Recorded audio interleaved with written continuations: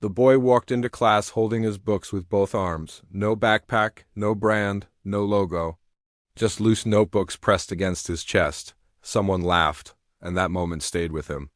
Longer than anyone knew. Every other student dropped their bags beside their desks. Leather, designer, expensive, zippers clicked, logos flashed. The poor kid Ayaan carefully stacked his books on the table. A boy behind him smirked. "Where's your bag? Did you forget to buy one?" Another laughed. "Or did your family spend all the money on food?" The group chuckled. Ayaan didn't answer.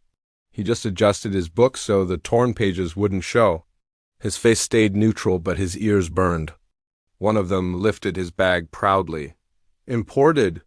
My dad bought it in Dubai," another added. "Mine cost more than his whole uniform." Laughter erupted again. Ayaan looked down at his desk. What they didn't know was simple. His father had lost his job.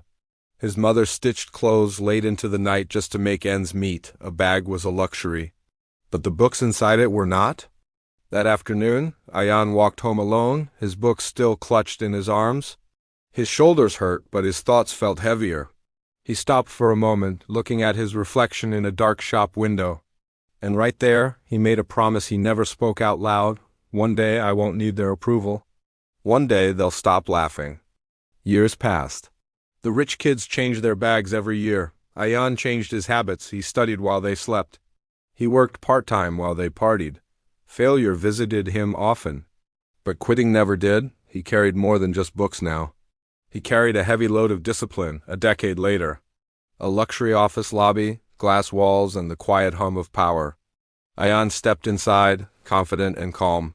He wore a tailored suit, his watch simple, not flashy. He wasn't just visiting, he owned the place. As the elevator doors opened, he saw familiar faces standing inside. One of the boys who had once laughed at him froze. Recognition flickered in his eyes. "Ayaan," he whispered, his voice barely audible.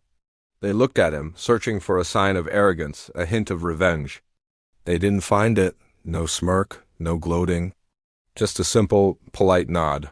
The same boy glanced down at Ayaan's briefcase, clean, elegant, and with no logo, no need for one. Suddenly, the elevator felt much smaller. At the meeting, the introductions were made. "This is Mr. Ayaan," the manager announced.